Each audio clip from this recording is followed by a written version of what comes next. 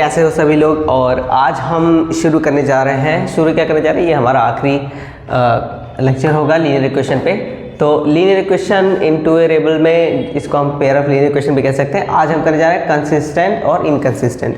कभी कभी ऐसा सवाल आता है, दो इक्वेशन दिए गए होंगे और उसमें पूछेगा कि ये दोनों इक्वेशन कंसिस्टेंट हैं या फिर नहीं। तो पहले हम समझ लेते हैं कंसिस्टेंट होना या ना होने का मतलब क्या है। ठीक है, तो देखो जैसे दो लाइनें हमारे पास है, तो ठीक है वो दोनों लाइनें क्या हो सकती हैं, एक तो या तो पैरेलल जा सकती है, ऐसे मैंने बताया था पिछली बार लीनियर इक्वेशन के आई थिंक फर्स्ट लेक्चर में ही बताया था कि इस तरीके से इक्वेशन क्या हो, ऐसे दो लाइन क्या हो सकती हैं, पैरेलल हो सकती हैं। या फिर ये दोनों लाइन क्या हो सकती हैं, एक ही पे या ये सॉरी या फिर क्या करते हैं, ये दोनों आपस में क्या कर सकते हैं, इंटरसेक्ट कर सकती हैं। ठीक है, या तो ये क्या कर सकती हैं, पैरेलल हो सकती है, या फिर यहाँ पे इस तरीके से इंटरसेक्ट कर सकती है एक पॉइंट पे। ठीक है, या फिर क्या हो सकता है, एक ही लाइन एक ही पॉइंट पे दोनों लाइन लाइक कर जाए। मैं दूसरे कलर से बना देता हूँ। एक ही लाइन पे दोनों ही लाइन, मतलब एक तरह से एक ही लोकेशन पे दोनों लाइन है, समझ आया। इस तरीके से ये ब्लू दूसरी वाली लाइन है, ब्लैक दूसरी वाली लाइन, हल्का सा अलग दिखा है बट एक पे ही लाइक कर रहा है। ठीक है, यानी कि कोइंसाइड कर जा रहा है, दोनों लाइन एक के ऊपर एक है, बिल्कुल ऐसे कोइंसाइड कर जा रहा है। ठीक है, ये तीन पॉसिबिलिटी हो सकती है अगर हमारे पास लाइन है तो। लीनियर इक्वेशन एक लाइन को रिप्रेजेंट करता है ग्राफ पे। ठीक है, तो अगर हमारे पास पेयर ऑफ लीनियर इक्वेशन है, यानी दो इक्वेशन है, तो या तो वो ऐसे हो सकते हैं पैरेलल पैरेलल, या ऐसे हो सकता है इंटरसेक्ट करता हुआ, या फिर ऐसा हो सकता है कि एक ही पे लाइक कर जाए। ठीक है, तो देखो किसको हम बोलते हैं कंसिस्टेंट और किसको बोलते हैं इनकंसिस्टेंट। देखो इसमें क्या है कि ये दोनों ही लाइनें पैरेलल हैं, तो कितना भी आगे जाएंगी, कितना भी एक्सटेंड कर लो, ये कभी भी इंटरसेक्ट नहीं करेंगे, यानी कोई भी ऐसा एक कॉमन पॉइंट नहीं होगा इन दोनों लाइनों के बीच में, कोई कॉमन पॉइंट नहीं होगा क्योंकि ये इंटरसेक्ट ही नहीं करेंगे। तो जब किन्हीं दो लाइनों के बीच में कोई भी कॉमन पॉइंट ना हो तो इनको हम बोलते हैं इनकंसिस्टेंट। क्या बोलते हैं, इनकंसिस्टेंट। ठीक है, या नॉन कंसिस्टेंट भी बोल सकते हैं। इनकंसिस्टेंट मतलब कि ये कंसिस्टेंट नहीं है, मतलब इनके पास कोई ऐसा सॉल्यूशन नहीं है, कोई ऐसा एक्स वाई नहीं है जो कि इन दोनों ही इक्वेशन को सेटिस्फाई करे। ठीक है, ग्राफ में ऐसा दिखेगा पैरेलल, मैं बताऊंगा बाद में इक्वेशन से कैसे इसको समझते हैं, बट इस तरीके से ग्राफ में दिखेगा। इसको बोलते हैं इनकंसिस्टेंट, ये तो समझ ही रहे हो पैरेलल है। ठीक है, इनकंसिस्टेंट, या फिर इसको बोल सकते हैं कैसा, यह है नो सॉल्यूशन। ठीक है, नो सॉल्यूशन, इसका कोई भी सॉल्यूशन नहीं निकलेगा, नो सॉल्यूशन। ठीक, अब ये वाला देखते हैं, इसमें क्या है, एक पॉइंट जो है मिल रहा है हमें, जहाँ पे एक्स और वाई क्या होंगे, दोनों में कॉमन होंगे, या कॉमन पॉइंट मिल रहा है। तो जब कॉमन पॉइंट मिल रहा है यानी ये दोनों लाइनें आपस में एक पॉइंट पे सहमत हैं, अगर एक भी पॉइंट पे सहमत हो गए तो हम बोल देंगे कि ये क्या है, आपस में कंसिस्टेंट है, ये कंसिस्टेंट है। ठीक है, लेकिन कंसिस्टेंट किस टाइप से है, यूनिक सॉल्यूशन से। यूनिक मतलब अकेला, सिंगल, एक अकेला एक ऐसा पॉइंट है, यूनिक पॉइंट है जहाँ पे ये इंटरसेक्ट करेंगे, उससे पहले या बाद में और कहीं इंटरसेक्शन नहीं होगा, तो ये हमारा यूनिक सॉल्यूशन हो गया। ये भी हो जाएगा, ये हो जाएगा कंसिस्टेंट। दूसरा क्या है, ये तो एक के ऊपर ही लाइन चलेगी दूसरी वाली, यानी कि ये हर एक पॉइंट पर सेटिस्फाई कर रहे होंगे, हर एक पॉइंट इनका कॉमन पॉइंट ही होगा, तो ये भी आपस में क्या हो जाएंगे, कंसिस्टेंट ही हो जाएंगे, ये हो जाएंगे कंसिस्टेंट। ठीक है, ये भी हो जाएंगे कंसिस्टेंट, और इनको हम बोलेंगे infinite solution, infinite solution, infinite solution. ये भी देखो कंसिस्टेंट, ये भी कंसिस्टेंट।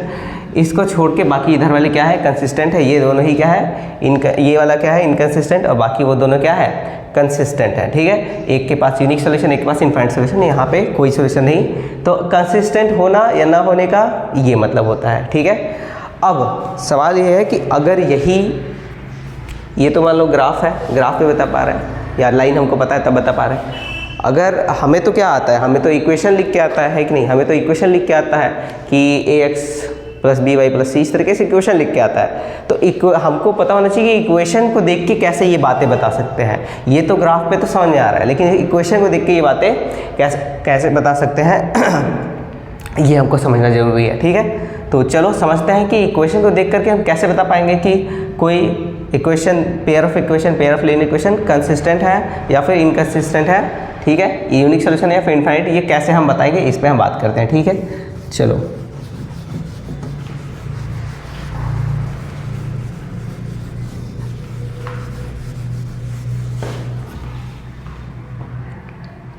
ठीक है, तो मान लेते हैं हमारे पास इक्वेशन है a1x plus b1y plus c1 equals to 0। ठीक है, दूसरा इक्वेशन है a2x plus b2y plus c2 is equal to 0। ये हमारा क्या है, जनरल इक्वेशन है। जनरल इक्वेशन ऐसा दिखता है मतलब कि a1 b1 c1 की जगह पे कोई दूसरा वैल्यू रख दो तो एक इक्वेशन बन जाएगा। ठीक है, यानी हर एक इक्वेशन को हम इस जनरल फॉर्मूला में, जनरल फॉर्म में दिखा सकते हैं। ठीक है, चलो तो अच्छा ये तो है हो गया। इसको ना एक और तरीके से लिखा जाता है, ये मत सोचना कि ये अलग है। a1x plus b1y is equal to c1 और a2x प्लस नहीं सही है, b2y is equal to c2। देखो ऐसे भी लिखो तब भी सही है और ऐसे भी लिखो तब भी सही है। ये मत सोचना कि उधर c1 है तो फिर कैसे होगा या उधर, कोई फर्क नहीं पड़ता। ऐसे रहेगा तब भी सेम काम करेंगे, ऐसे रहेगा तब भी सेम काम करेंगे। तो देखो करना क्या है, कैसे पता चलेगा कि कंसिस्टेंट है या फिर नहीं है। ठीक है, तो हमको करना पड़ता है रेशियो चेक। ठीक है, रेशियो को चेक करना पड़ेगा। कौन सा रेशियो, a1/a2 को चेक करना होगा। क्या ये b1/b2 के इक्वल है या फिर नहीं है, ये हमको चेक करना है। ईजी है, जो भी कोफिशिएंट होगा x का उसको डिवाइड कर लेंगे एक दूसरे से, रेशियो निकाल लेंगे और y का जो कोफिशिएंट होगा b1 b2 इसका भी रेशियो निकाल लेंगे। फिर चेक करेंगे क्या इसके इक्वल है या फिर नहीं है। ठीक है या फिर नहीं है। अगर इक्वल नहीं है तब तो हमारे क्या हो जाएगा, यूनिक सॉल्यूशन हो जाएगा। यूनिक सॉल्यूशन हो जाएगा यहाँ पे। ठीक है, यूनिक सॉल्यूशन यानी कि ये क्या होगा, कंसिस्टेंट या फिर इनकंसिस्टेंट। ये हो जाएगा कंसिस्टेंट, ये हो जाएगा कंसिस्टेंट। ठीक है, ये हमारा कंसिस्टेंट हो जाएगा कब, जब ये a1/a2 b1/b2 क्या हो जाए, इक्वल कभी ना रहे तब। तो ऐसे केस में हमारा क्या हो जाएगा, ये कंसिस्टेंट होगा यूनिक सॉल्यूशन के साथ। चलो मान लेते हैं कि a1/a2 इस बार b1/b2 के बराबर हो गया, ये इसके बराबर हो गया। ठीक है, अब बराबर हो गया तो क्या होगा, अब कंसिस्टेंट होगा कि नहीं होगा। तो देखो दो बातें हो सकती हैं, अगर बराबर हो गया तो दो बातें हो सकती हैं। क्या, पहला कि a1/a2 ठीक है is equal to b1/b2 is equal to c1/c2। ये तीनों ही बराबर हो जाए, दो तो बराबर थे ही, पता चला तीसरा भी बराबर हो जाए तो ऐसे में ये क्या हो जाएगा, ये फिर से हो जाएगा कंसिस्टेंट। लेकिन ए वाला कौन सा होगा, इनफाइनाइट सॉल्यूशन के साथ।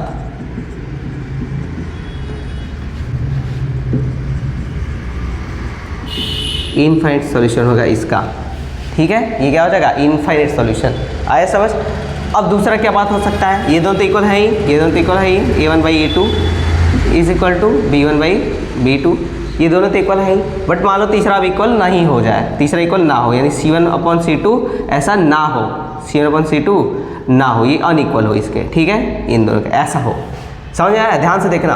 पहला केस जिसमें क्या है, ये इक्वल नहीं है। दूसरा केस जिसमें इक्वल है। अब इक्वल है तो भी इसका भी दो केस बन जाएगा। ठीक है, इसका भी दो केस बन जाएगा, 1 और 2, जिसमें एक में c1c2 इसके इक्वल है और एक में c1c2 इसके इक्वल नहीं है। अगर इक्वल हो जाता है, c1c2 भी इक्वल हो जाता है, तब क्या हो जाएगा, इनफाइनाइट हो जाएगा और ये भी क्या रहेगा, कंसिस्टेंट रहेगा। ठीक है, और अगर नहीं होता है तब क्या हो जाएगा, तब ये इनकंसिस्टेंट हो जाएगा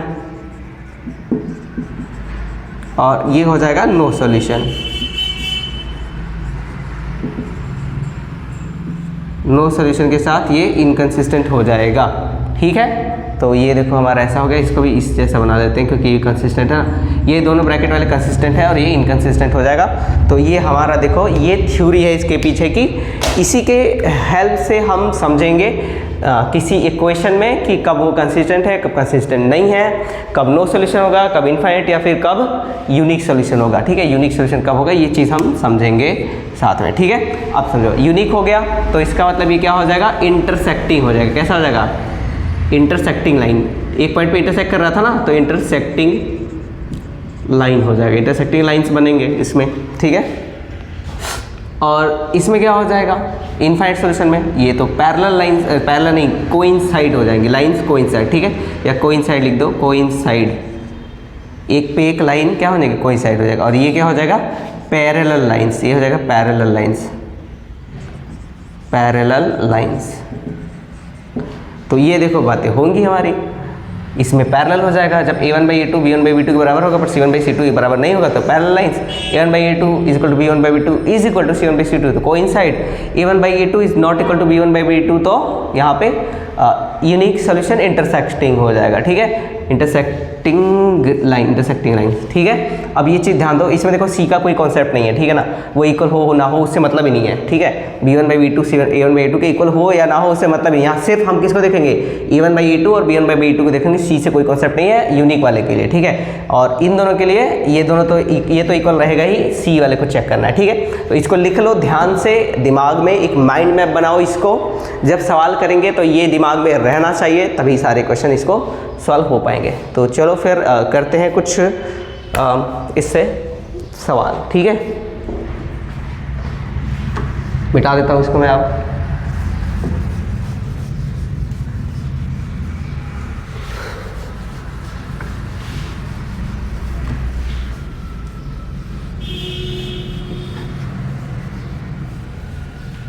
चलो अभी मैं कुछ इक्वेशन लिखूंगा, आपको देख के बताना रहेगा क्या ये कंसिस्टेंट है या इनकंसिस्टेंट है। अगर कंसिस्टेंट है तो कौन सा वाला, इनफाइनाइट या फिर यूनिक, और इनकंसिस्टेंट है तो फिर तो इनकंसिस्टेंट नो सोल्यूशन हो ही जाएगा। चलो 3x + 4y = 5, 6x + 8y = 2, ठीक है। इस तरीके से हमारा लिखा हुआ है। मैंने बोला था ये पहले भी इसको ऐसे भी लिख सकते हैं, 4y - 5 भी लिख सकते थे, 8y - 2 भी लिख सकते थे, वो अलग फॉर्मेट हो जाएगा, ये अलग फॉर्मेट, दोनों ही फॉर्मेट रहे तभी ये हम फॉर्मूला सेम लगाएंगे, ठीक है। चलो अब देख के बताओ इसको क्या है, ये अपने से करो, बताओ क्या होगा, कंसिस्टेंट या नहीं। चेक करते हैं, a1/a2 को चेक करते हैं 3/6 यानी कि है 1/2, b1/b2 को चेक करते हैं, ये है 4/8 यानी कि ये भी आ रहा है 1/2। तो देखो ये दोनों तो क्या हो गए, इक्वल हो गए। अब ये देखो, अब या तो ये क्या होगा, इनफाइनाइट सॉल्यूशन आएगा या फिर ये नो सॉल्यूशन आएगा, यूनिक वाला काम खत्म हो गया, ठीक है। यूनिक सॉल्यूशन कब होता था, जब ये a1/a2 b1/b2 सेम नहीं होता था तब यूनिक होता था, तो सेम तो है, हो गए। अब चेक करना पड़ेगा c1/c2 को, c1/c2 को चेक कर लेते हैं, ये क्या आ रहा है 5/2, ये देखो 1/2 1/2 5/2 आ रहा है, यानी कि a1/a2 तो बराबर हो गया, ये दोनों तो इक्वल हो गए, लेकिन ये इक्वल नहीं हुआ। तो ये कब होता था कि a1/a2 b1/b2 इक्वल हो जाता था, बट c1 वाला इक्वल नहीं होता था, ये होता था लास्ट में, यानी कि नो सॉल्यूशन के केस में। नो सॉल्यूशन के केस में यानी कि लाइंस कैसी होंगी, पैरेलल होंगी, और ये तुम्हारा कंसिस्टेंट या इनकंसिस्टेंट, इनकंसिस्टेंट हो जाएगा, ठीक है। ये हमारा इस तरीके से करेंगे, कर लो इसको, फिर दूसरा मैं देता हूँ।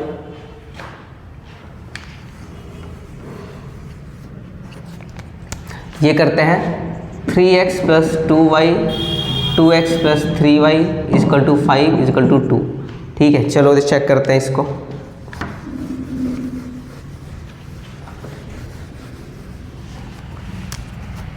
ये a1/a2 निकाल लेते हैं, क्या आ जाएगा 3/2, ठीक है।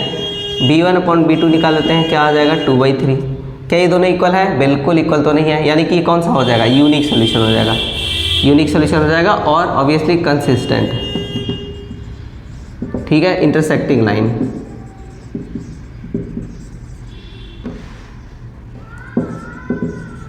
इंटरसेक्टिंग लाइंस बनेंगे, यूनिक होगा और कंसिस्टेंट होगा, ठीक है। लिख लो, चलो दूसरा करते हैं।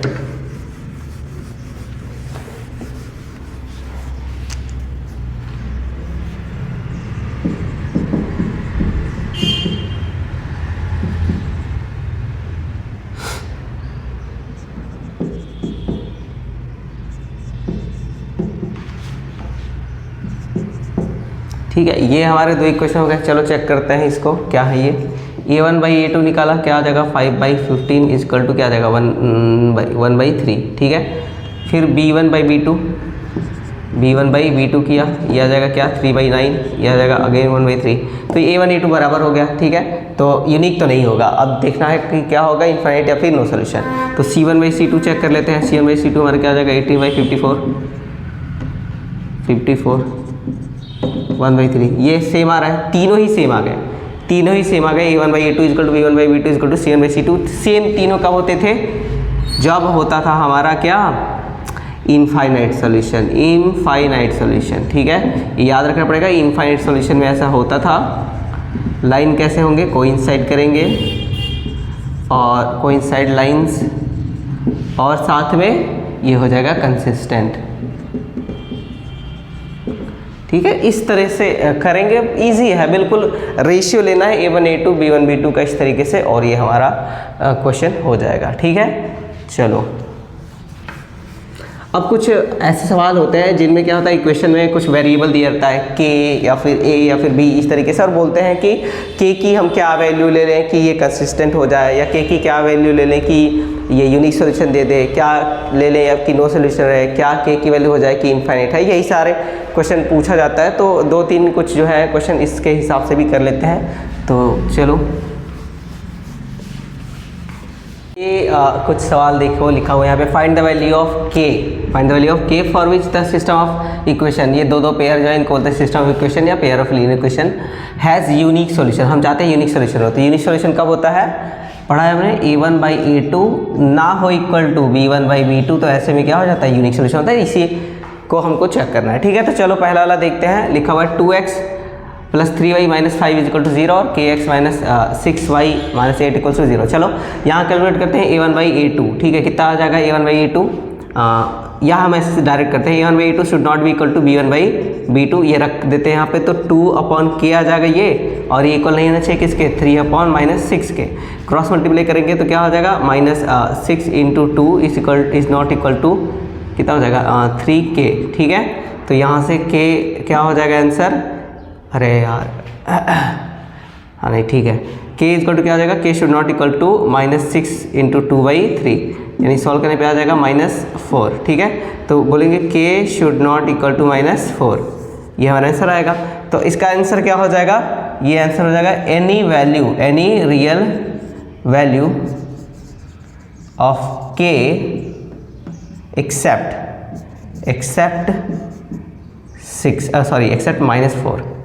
-4 को छोड़ के k की तुम कोई भी वैल्यू ले लो, सबके लिए क्या है, ये यूनिक सॉल्यूशन हो जाएगा। यही इसमें हाँ आंसर में हमारे कहा जा रहा है। ठीक है,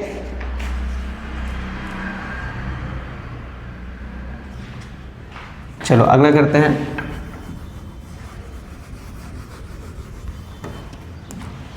नेक्स्ट ये वाला है, इसमें भी कर लेते हैं, यही सेम करना है। तो 5/2 should not be equal to -7/k, cross multiply करेंगे, k should not equal to -7 × 2/5, k should not equals to -14/5, बस यही हो, k -14/5 नहीं होना चाहिए, बाकी सब हो सकता है।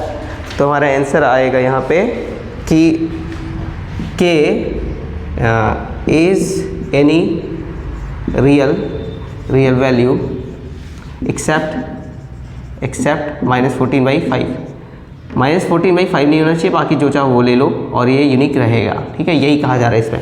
ठीक है, चलो अगला करते हैं। नेक्स्ट ये वाला है,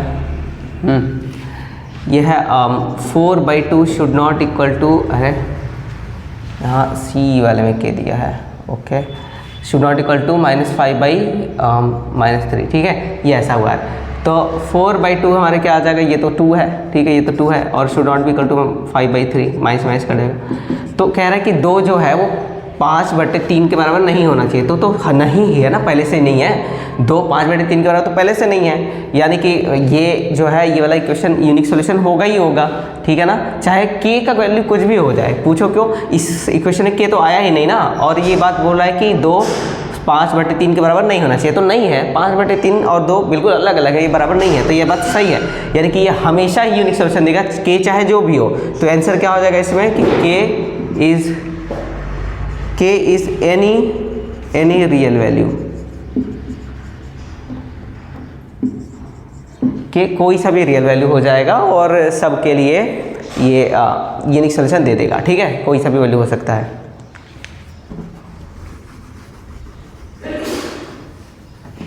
नेक्स्ट देखते हैं ये वाला, ये हमारा हो जाएगा k/12 should not equal to 3/k। ये इधर आ जाएगा, k² इक्वल टू हो जाएगा, इज नॉट इक्वल टू हो जाएगा 12 × 3, जो कि तुम्हारा सॉल्व करने में क्या आ जाएगा, ये आ जाएगा 36। तो k should not be, k² should not be equal to 30, यानी k should not be equal to +-6। ठीक है, जब 36 किसका स्क्वायर होता है, 6 का भी और -6 का भी, तो यहाँ से +-6 आएगा। तो k +6 भी नहीं होना चाहिए और -6 भी नहीं होना चाहिए, तो आंसर क्या हो जाएगा, k is any real value except 6 and -6। 6 और -6 को छोड़ के कोई सा भी वैल्यू ले लो और ये यूनिक सोल्यूशन तुम्हें दे देगा। ठीक, इस तरह से हमारा यूनिक सोल्यूशन वाले क्वेश्चन होते हैं। दूसरा सवाल आप देख सकते हो यहाँ पे है हमारे पास, find the value of k for which the system of equation यानी pair of equation has infinite solution. इससे पहले वाला हमने किया था यूनिक सोल्यूशन, अब देखिएगा इनफाइनाइट सोल्यूशन। यूनिक सोल्यूशन का क्या प्रॉपर्टी था कि a1/a2 = b1/b2 ऐसा नहीं होना चाहिए। ठीक, तो इससे हमने कर लिया था उसको। अब इनफाइनाइट के लिए क्या होता है, तो देखो इनफाइनाइट के लिए अगर तुम्हें याद होगा जो अभी मैंने बताया, तो यह a1/a2 = b1/b2 = c1/c2 ऐसा होना चाहिए। ठीक है, ऐसा अगर हो जाता है तो सिस्टम ऑफ इक्वेशन हमारा क्या हो जाएगा, उसके इनफाइनाइट सोल्यूशन हो जाएंगे। ठीक है, तो चलो पहला वाला करके देखते हैं। पहला वाला तो देखो तीनों को इक्वल करना है ना, तो यहाँ से हम देखो करते हैं a1/a2 को सॉल्व करते हैं। यहाँ पे आ जाएगा 2/k-1 या एक ही साथ लिख देते हैं, ऐसा करते हैं, एक ही साथ लिख देते हैं। ठीक है, तीनों सेम होना चाहिए, तो a1/a2 क्या हो जाएगा 2/k-1 is equal to 3/k + 2 is equal to 7/k 3k। ठीक है, ये इस तरीके से हो जाएगा।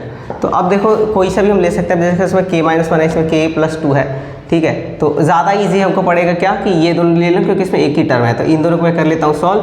क्रॉस मल्टीप्लाई करूँगा तो जाएगा 3 3 जा 9k इज इक्वल टू, ये उधर जाएगा 7 ब्रैकेट में k + 2।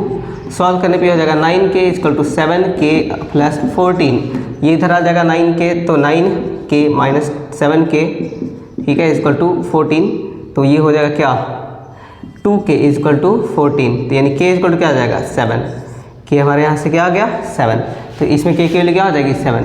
ऐसा नहीं है कि बस इन दोनों को लोगे तो भी 7 आएगा, और इन बाहर वाले दोनों को लोगे तो भी 7 आएगा। हम कोई सा भी दो अगर लेते हैं सेम ही आंसर आना चाहिए। ठीक है, तो आंसर हमारा आ रहा है यहाँ पे 7। चलो आगे करते हैं।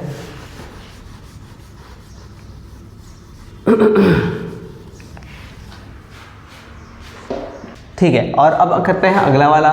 तो अगला वाला देखोगे a1/a2 क्या हो जाएगा 2/6, b1/b2 क्या हो जाएगा k-2/2k-1। ठीक है, फिर अगला क्या हो जाएगा k/2k + 5। इस तरीके से हमारा ये हो जाएगा। देखो अब हमको करना है, अगर इक्वल बना के सॉल्व करना है तो देखो कैसे करेंगे। देखो ध्यान से देखो, इन दोनों को अगर मैं इक्वल करता हूँ तो ये इधर के आएगा, इधर आएगा, ये लीनियर आराम से बचेगा। इनको करते हैं तो कुछ स्क्वायर हो जाएगा। तो ज़्यादा देखो हमको क्या करना है, ईजीएस्ट इक्वेशन जिसमें बन रहा है उसी को चूज़ करना है। ठीक है, जिसमें आसान बन रहा है। 3 तरीके से बन रहा है, इसमें इन दोनों को ले सकते हैं, या इन दोनों को ले सकते हैं, या इन दोनों को ले सकते हैं। तो जो आसान पड़े हमको वही लेना चाहिए। ठीक है, जानबूझ करके कठिन वाला ले लेंगे तो वो लंबा चल जाएगा। मैं यहाँ पे देखो तुम्हें दोनों करके दिखाता हूँ। पहले मान लो अगर ये दोनों ले लेते हैं तो देखो ये काम कितना आसान हो जाएगा। ये 2/6 रहेगा 1/3 इज इक्वल टू हो जाएगा k - 2/2k - 1। क्रॉस मल्टीप्लाई किया 2k - 1 is equal to 3 bracket में k - 2। यहाँ से हो जाएगा 2k - 1 is equal to 3k - 6। इसको उधर लेके जाएंगे, इसको उधर लेके आएंगे तो 6 - 5 इज इक्वल टू हमारा 3k - 2। सॉल्व करने पे अरे एक मिनट, ठीक है ना, 2k होगा, हाँ 3k - 2k। ठीक है, ये 6 इधर आएगा प्लस हो जाएगा इस तरीके से। तो k इज इक्वल टू हमारा क्या आ जाएगा 6 - 5, यानी कि k इज इक्वल टू क्या आ जाएगा 1 है। 6 - 1 था भाई, 6 - 1। ठीक है, ये इधर आएगा प्लस 6 - 1, ये 6 - 1 आ जाएगा 5। ठीक है, k इज इक्वल टू आ जाएगा हमारा 5। ठीक है, तो ये देखो यहाँ से तुरंत आ गया हमारा k इज इक्वल टू 5। लेकिन सोचो अगर हमने किसी और तरीके से सॉल्व करा था इन दोनों को लेके तो क्या होता देखते। ठीक है, चलो इन दोनों को लेके एक बार सॉल्व करके तुम्हें दिखाते हैं कि अगर मैंने इन दोनों को लिया होता तो कैसा होता। देखो इनको सॉल्व करेंगे, ये हो जाएगा k - 2 एक ब्रैकेट में, दूसरे ब्रैकेट में 2k + 5 is equal to k bracket में 2k - 1। ठीक है, ऐसा आ जाएगा। अब देखो ये देखो क्वाड्रेटिक बनने लग जाएगा, 2k² + 5k - 4k - 10 equals to 2k² - k। देखो 2k² से 2k² कट गया, इसमें तो कट गया, पर ये जरूरी नहीं कि हर बार कट ही जाए। ठीक है, जरूरी नहीं कि हर बार कट जाए। तो जब ये नहीं कटेगा तो ये सवाल और कठिन हो जाएगा। तो अभी तो मान लो कट गया। ठीक है, तो ये 5k में से 4k गया, मेरा कितना आ गया k आ गया, और इधर से एक k आएगा प्लस k हो जाएगा ये और ये 10 उधर जाएगा, ये हो जाएगा हमारा +10। तो 2k इक्वल टू हो जाएगा 10, तो k बराबर क्या आ जाएगा 5। ठीक है, k हमारा आ जाएगा 5। देखो यहाँ पे थोड़ा सा लंबा चला गया, इसलिए दोनों पॉलिनोमियल्स को मल्टीप्लाई करना पड़ गया हमें। ठीक है, दो इक्वेशन को मल्टीप्लाई करना पड़ गया।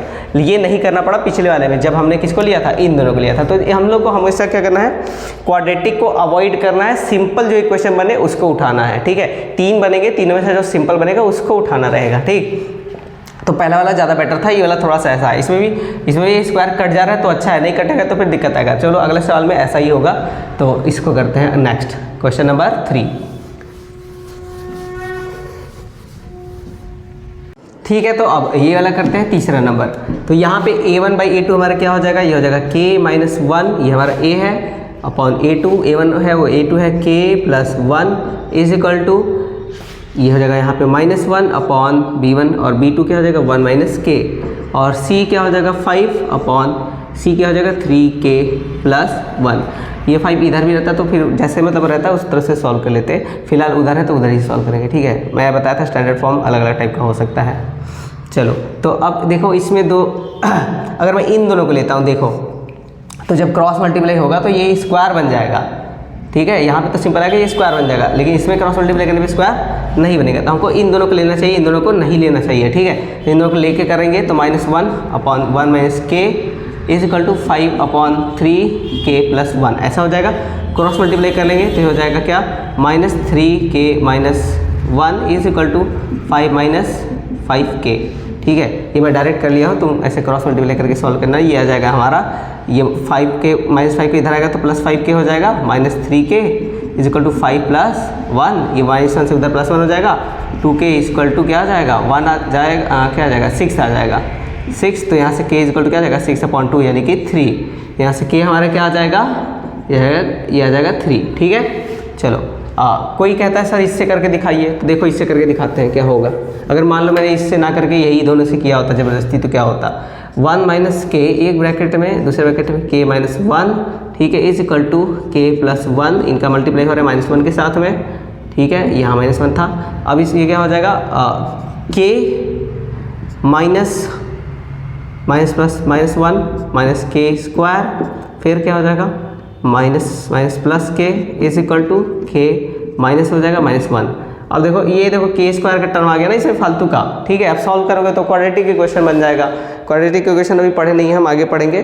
तो क्वाड्रेटिक इक्वेशन बन जाएगा तो उसको सॉल्व करना पड़ेगा। तो ये बताओ लेंदी प्रोसेस हो जाएगा। ठीक है ना, यहाँ देखो k का स्क्वायर आ जा रहा है, उसमें ऐसा नहीं हो रहा था, इसलिए हम उस मेथड से करेंगे, यहाँ से नहीं करेंगे। हमेशा जो है क्वाड्रेटिक इक्वेशन बनने से इसको अवॉइड करेंगे। ठीक है, खोजेंगे किसमें नहीं बन रहा है उसी से सॉल्व करेंगे। ठीक है, चलो और देखते हैं अगला वाला क्वेश्चन नंबर 4। यहाँ पे है हमारा k-3 divided by k is equal to 3/k। ठीक है, इज इक्वल टू k/12। कभी कभी ऐसा हो जाएगा कि मजबूरी हो जाएगी, स्क्वायर बनेगा ही बनेगा। पूछो कैसे, देखो ये वाले में अगर इन दोनों को k है ना, हाँ इन दोनों को अगर ऐसे क्रॉस मल्टीप्लाई करोगे तो यहाँ भी k² आ जाएगा, और इन दोनों को मल्टीप्लाई करेंगे तो यहाँ भी k² आ जाएगा। तो चलो करते हैं।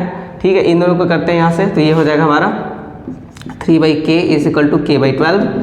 क्रॉस मल्टीप्लाई करेंगे तो 3 × 12 इज इक्वल टू k²। यहाँ से हो जाएगा k² इक्वल टू 36। तो 36 कब आता है, किसका स्क्वायर है ये, तो k इक्वल टू क्या आ जाएगा +-6। यहाँ पे k की वैल्यू 2 आ रही है, +6 और एक -6। तो अब हमको यहाँ से पता चलेगा कि +6 हमको लेना है या फिर -6। तो अब इन दोनों का ट्राई करते हैं। ठीक है, यहाँ से क्या आ जाएगा k ब्रैकेट में k-3 is equal to 3k। ठीक है, और फिर क्या हो जाएगा, इसको मल्टीप्लाई कर लो अंदर, तो k मल्टीप्लाई कर ले, हाँ k²। ठीक है, -3k is equal to 3k। अब ये इधर आ जाएगा तो क्या हो जाएगा k² -6k हो जाएगा। ठीक है, ये -6k हो जाएगा इक्वल टू 0।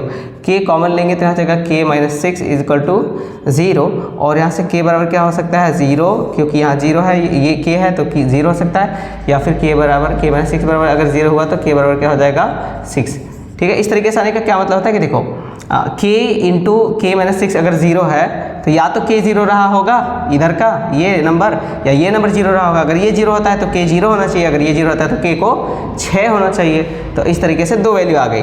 तो लेकिन यहाँ पे ये कह रहा है कि k क्या होना चाहिए, या तो 6 होना चाहिए या फिर k -6 होना चाहिए। और ये क्या कह रहे हैं इधर वाले, ये अलग करें, या तो k 6 आना चाहिए तो 0 होना चाहिए। अब ऐसा कौन सा है जो दोनों को सेटिस्फाई कर रहा है, वो ये कर रहा है k = 6। तो सही आंसर क्या होगा, k = 0 नहीं, k = -6 नहीं, क्या होगा k = 6। जो दोनों को सेटिस्फाई कर जाए वही हमारा आंसर होगा। तो यहाँ से k = 6 हमारा आंसर होगा क्वेश्चन नंबर 4 के लिए। ठीक है, तो इसको लिख लो। ठीक है, लिख लिया। अब यहाँ पे एक कन्फ्यूजन होता है, जो कुछ बच्चे मैं जान रहा हूँ कि उनको आ रहा होगा, चलो उनको हम सही करते हैं। ठीक है, देखो कोई सोच रहा होगा सर ये दोनों को इक्वल करवा रहे हैं तो k - 3 = 3 है। ठीक है, k - 3 = 3 है, अपन नीचे ये k था, ये k था। ऐसे करते हैं सर, k से k को कटा देते हैं, k - 3 आ जाएगा = 3, इसको उधर लेके चले जाते हैं, k = 6 तो गया सर, बड़ा ही सही आंसर हमारा।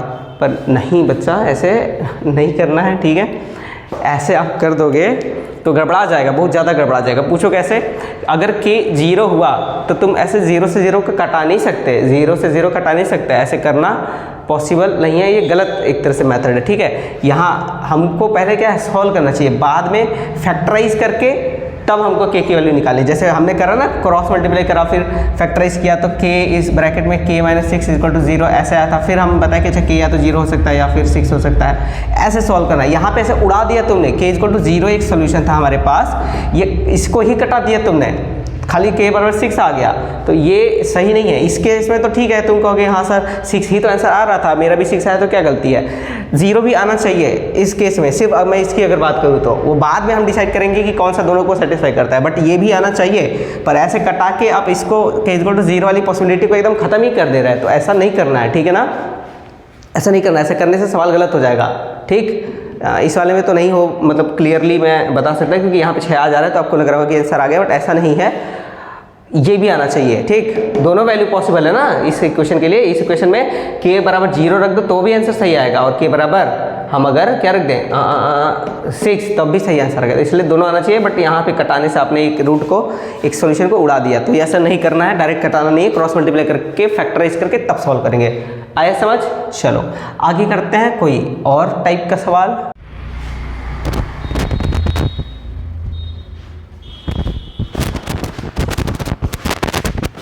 तो ये देखो सवाल पिछले जैसा है, थोड़ा सा अलग है। क्या लिखा है इसमें, find the value of a and b। यहाँ पे k नहीं, a और b दो ऐसे नंबर है जिनकी वैल्यू हमें निकालनी है। ठीक है, और सॉल्यूशन कैसा होना चाहिए, इनफाइनाइट। इनफाइनाइट के लिए अगेन हमको पता है a1/a2 = b1/b2 = c1/c2 ऐसा होना चाहिए। तो चलो निकाल लेते हैं उस पर। पहले क्वेश्चन में हमारा a-1 है डिवाइडेड बाई 6 हमारा a2 है, फिर इसके बाद 3 डिवाइडेड बाई 1 - 2b हमारा हो जाएगा। फिर ये क्या हो जाएगा, ये इक्वल होना चाहिए किसके, 2/6 के, विच इज़ बेसिकली 1/3। चलो ठीक है, ये इसी को कटा कर लिया है। ठीक है, कुछ मत सोचना कि 4 कहाँ से आ गया, 4 नंबर कहाँ से लिख दिया। ठीक है, अब चलो इनको सॉल्व करते हैं। इन दोनों का अगर ले लेंगे एक साथ तो a आ जाएगा, फिर इन दोनों को लेंगे एक साथ तो b आ जाएगा। इसको कर लेते हैं a-1/6 =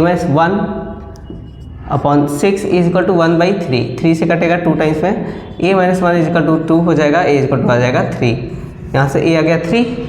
अगला कर लेते हैं 3/1 - 2b = 1/3। क्रॉस मल्टीप्लाई किया, 3 3 9 = 1 - 2b हो जाएगा। ठीक है, और जब इसको इधर लेके आएंगे तो हो जाएगा 2b = 1 - 9 = -8, तो b हमारा आ जाएगा -4।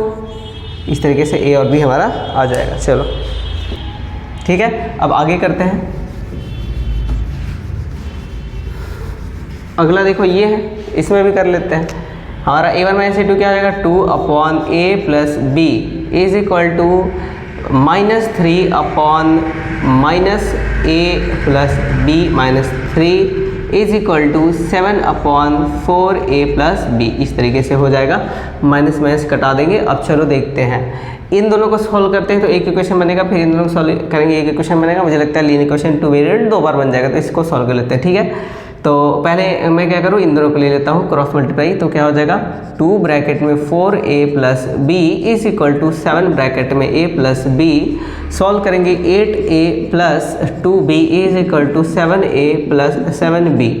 इसको क्या हो गया, हाँ इसको इधर ले आते हैं, हो जाएगा a 8a - 7a = 7b - 2b। ये हो जाएगा 5b, ये हो जाएगा a। तो यहाँ से आ जाता है a = 5b। ठीक है, अब क्या करें, कौन सा लेते हैं, ये दोनों। अब इन दोनों को ले लेते हैं या इन दोनों को ले लेते हैं। ये देखो 4 वगैरह मल्टीप्लाई है, इसमें 7 है, तो मैं इन दोनों को लेना ज़्यादा पसंद करूँगा। तो इन दोनों को ले लेते हैं, क्रॉस मल्टीप्लाई कर लेते हैं। 2 ब्रैकेट में a + b - 3 = 3 times of a + b, ऐसा हो जाएगा। सॉल्व करेंगे इसको तो 2a + 2b - 6 = 3a + 3b। दोनों को उधर लेके जाते हैं तो हमारा क्या आ जाएगा आंसर, ये आ जाएगा 3a में से 2a गया तो a बचा, प्लस 3b में से 2b गया तो b बचा, = -6 हो जाएगा। ठीक, अब देखो दोनों की वैल्यू निकालनी है। यहाँ पे a = 5b है, रख देते हैं a = 5b क्या हो जाएगा, +b = -6। तो यहाँ से सॉल्व करने पे 6b = आ जाएगा -6, तो b = आ जाएगा -1। ठीक है, ये -1 आ जाएगा। इस तरीके से हम b की वैल्यू निकालेंगे, फिर वो यहाँ रख देंगे। तो a = आ जाएगा हमारा क्या, 5 × -1, a हमारा आ जाएगा -5, a -5 जबकि b -1। ठीक है, तो फाइनली हम आ गए अपने लास्ट क्वेश्चन पे, और चलो देखते हैं ये क्वेश्चन, इसमें हमें क्या करना है। तो लिखा हुआ है find the value of k। Again k की वैल्यू निकालनी है, फॉर विच इक्वेशन ये एंड इक्वेशन ये दोनों इक्वेशन के क्या होने चाहिए, हैज़ नो सोल्यूशन। क्या होना चाहिए, नो सोल्यूशन। इससे पहले हमने यूनिक सोल्यूशन करा और इनफाइनाइट सोल्यूशन करा, अभी पूछा जा रहा है कि नो सोल्यूशन होने चाहिए। ठीक है, तो जैसे यूनिक सोल्यूशन के लिए क्या होता था कि a1/a2 is not equal to b1/b2, यानी a1/a2 b1/b2 के बराबर नहीं होना चाहिए, तो ये यूनिक हमारा सोल्यूशन आ जाता था। लेकिन इनफाइनाइट के लिए क्या था कि a1/a2 b1/b2 और c1/c2 तीनों ही इक्वल हो जाए, a1/a2 b1/b2 और c1/c2 तीनों ही इक्वल हो जाए, तब वो इनफाइनाइट होता था। लेकिन नो सोल्यूशन के लिए क्या था कि a1/a2 = b1/b2 ये तो हो, लेकिन ये दोनों ही c1/c2 के इक्वल नहीं होने चाहिए। ऐसा हमारा ये कॉन्सेप्ट था, किसके लिए, नो सोल्यूशन के लिए। ठीक है, तो चलो इसको करते हैं। फिर इक्वेशन यहाँ पे लिख देते हैं kx + 3y = k - 3, और यहाँ पे क्या है 12x + ky = k। ठीक है, ये हमारा हो जाएगा। अब इसको बड़े ही ध्यान से समझना वरना गलत हो जाएगा। ठीक है, तो चलो इनको लिख लेते हैं। यहाँ पे हम a1/a2 क्या हो जाएगा हमारा, k/12 = होना चाहिए 3/k जो b1/b2 है, और ये इक्वल नहीं होना चाहिए किसके, k - 3/k के इक्वल नहीं होना चाहिए। ठीक है, तो चलो जब ऐसा है तो सॉल्व करते हैं। पहला वाला ये दोनों को जब सॉल्व करोगे तो देखोगे क्या आएगा, ये आ जाएगा k का k में क्रॉस मल्टीप्लाई हो जाएगा, k² = 12 × 3 जो कि 36 आ जाएगा। यहाँ से k = क्या आ जाएगा, √36 जो कि हमारा ±6 होना चाहिए। ठीक है, क्योंकि 36 किससे आएगा, माइनस का स्क्वायर करो, -6 का स्क्वायर करो तभी 36, और +6 का स्क्वायर करो तभी 36। तो यहाँ से k की वैल्यू 2 आ रही है, एक k = 6 और एक k = -6। अब देखना है कि क्या दोनों सही आंसर है या कोई एक सा होगा। ठीक है, या कोई ऐसा तो नहीं जिसको हमको हटाना चाहिए, क्योंकि वो दोनों जगह हर जगह सेटिस्फाई नहीं हो रहा। उसके लिए हमें क्या करना होगा कि ये दोनों तो देख लिए पहले दोनों को, अब बाद में जो ये दोनों हैं इनइक्वालिटी वाले, ये इक्वालिटी वाले चेक कर लिए, अब इनइक्वालिटी वाले को चेक कर लेते हैं। ये कैसे करेंगे, ये हमारा 3/k should not be equal to k - 3/k। ठीक है, अब क्रॉस मल्टीप्लाई करते हैं, 3k should not be equal to k² - 3k। मैंने डायरेक्ट मल्टीप्लाई कर दिया है, बाद में जो तुम करते हो वो पहले ही मल्टीप्लाई कर दिया। ठीक है, अब क्या करते हैं, इसको भी उधर लेके जाते हैं, तो क्या हो जाएगा 0 should not equal to k² - 3k - 3k, ऐसा हो जाएगा।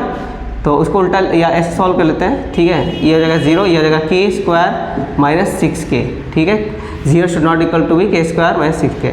ठीक है, अब यहाँ से इसको सीधा कर लेते हैं, k² - 6k should not be equal to 0, k common ले लेते हैं, k कॉमन लेंगे तो एक k बचेगा, -6 should not be equal to 0। अब देखो ये बोला कि ये दोनों इक्वल 0 नहीं होना चाहिए, तो कब 0 नहीं इक्वल, ये यानी कि k शुड नॉट बी 0। अगर ये 0 नहीं होता है और ये भी 0 नहीं होता है, यानी कि k - 6 also not equal to 0, इसका मतलब k should not equal to, ये -6 उधर जाएगा तो k should not be equal to 6। अगर k 6 नहीं हुआ, ठीक है, और k 6 नहीं हुआ और ज़ीरो नहीं हुआ तब ये चीज़ वैलिड हो जाएगी, ठीक है ना। k को 0 नहीं होना चाहिए वरना ये 0 हो जाएगा, और इसी तरह k को 6 भी नहीं होना चाहिए वरना ये 0 हो जाएगा, क्योंकि हम चाहते हैं कि 0 ना हो ना, हम चाहते हैं कि ये जो भी लिखा हुआ है वो 0 ना हो, उसके लिए ये भी 0 नहीं होना चाहिए और ये भी 0 नहीं होना चाहिए।